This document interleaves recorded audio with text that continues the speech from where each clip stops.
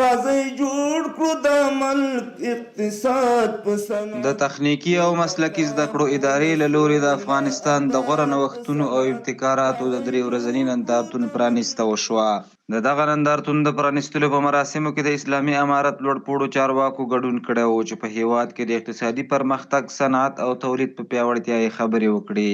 د لوړو زده کړو وزارت سرپرست وزیر په خپلو خبرو کې وویل چې د تخنیکي او مسلکي زده کړو فارغ شوو کسانو ته به د هیواد په پوهنتونونو کې د لوړو زده کړو زمینه برابره کړي.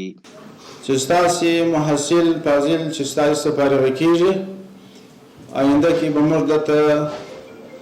نور انتظار نه ورکوو، مستقیم به په هغه صنف کې ځای پر ځای کوو چې د ده وړتیاوې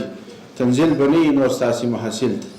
په دغه مراسمو کې د تخنیکي او مسلکي زده کړو د ادارې او څو وزارتونو ترمنځ د هر اړخیزو همکاریو هوکړه لیکونه هم لاسلیک شول. د یادې ادارې مسؤلین وایي چې د هیواد په کچه دغه لوی ملي نندارتون د نوښتګرو ځوانانو د وړتیا ودې ورکولو په موخه جوړ شوی چې 3 ورځې به دوام وکړي. د افغانستان د غوره نوښتونو او ابتکاراتو ملي نندارتون د تخنیکي او مسلکي زده کړو ادارې د رهبري په هدایت باندې پلار اچول شوی چې د تخنیکي او مسلکي زده کړو انسټیټوټونو د محصلینو او متعلمینو نوښتونه او ابتکارات پکې نندارې ته وړاندې کیږي چې د 3 ورځو لپاره به دغه نندارتون دوام کوي. جرمنی ما با امراض اینا رابطه تنگاتنگ شروع کردیم که انشالله سالانه 5 رشته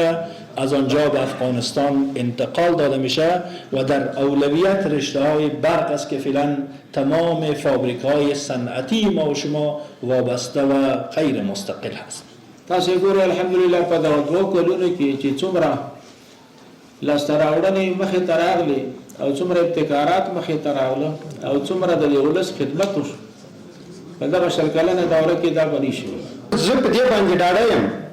چې که په دا اوسني شکل امنیت او د موږ ارادې او نیتونه په هغه شان سپېڅلي لکه دا 100 کاله چې موږ جهاد کول، الله تعالی به موږ ته خامخا کامیابي را په برخه کوي. په دغه نندارتون کې د افغان ځوانانو په نوښت سره جوړ شوي سلګونه وسایل نندارې ته ایښودل شوي دي. د مسلکي لیسو یا د انسټیټوټونو همدارنګه د وطن د ګوټ د نوآورانو لخوا څخه د کوم تجهیزات جوړ شوي دي، کوم موډلونه جوړ شوي دي، هغه اوس راوړي دي دلته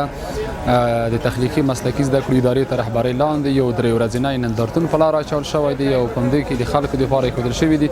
د افغانستان ګوټ خلک ورته راځي او د خپلې خوښې اجناس ګوري او خریداري کوي. هر ولایت خپل ځان ته غرفه نیولې او دغه ترڅنګ د لیک خپله